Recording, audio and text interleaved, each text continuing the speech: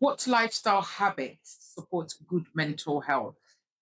Right. When it comes to the lifestyle, activities as subtle as movements go a long way to improve your mental health. It could be just a gentle walk, taking walks early in the morning. When you exercise, you release a lot of endorphins that boost your mood. So something as simple as movement, taking a walk, jogging, can boost your mental health. And then networking, connection is very, very, very important when we are dealing with mental health issues. You talk to people, you talk to your friends, you talk to your family.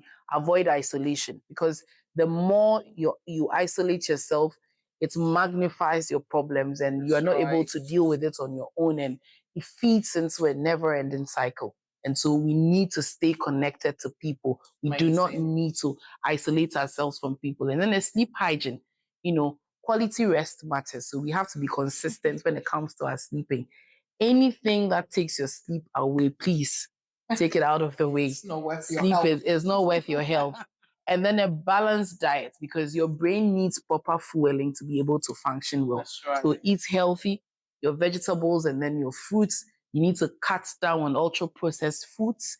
You need to cut down on your sugar intake. So having a balanced, healthy meal also goes a long way to impact your mental health. And then you have to limit social media. In this age where, you have people, I always say, I'm not even able to manage 2 phones. That's right. And so I have to have my PA manage another one. It's just too much work. And always remember that comparison is the thief of joy. So that's right. What you may be seeing on social media in real life may not be. You may be in your room thinking, oh, this person has got this and has got that. That may not necessarily be their reality. So never compare your life to someone else's life if you do not know the complexities of their life. Never compare. So limit social media. Sometimes it's as good as, having a social media break. Going off WhatsApp, going off Facebook, going off Instagram, and just having that quiet moment for yourself. Because all these things, you open social media and you have news here, you have celebrity A doing all the negative information. So sometimes you need to limit social media because it impacts on your mental health. And then you practice mindfulness. That is one of my best. So breathing, deep breathing exercises, meditation, journaling. And if you're a person of faith, if you're a Muslim, you pray. If you're a Christian, you pray and then you meditate. All these things go a long way to impact our mental health. Excellent. And it's about that small steps. Exactly. Right? You don't have to, overhaul your life overnight.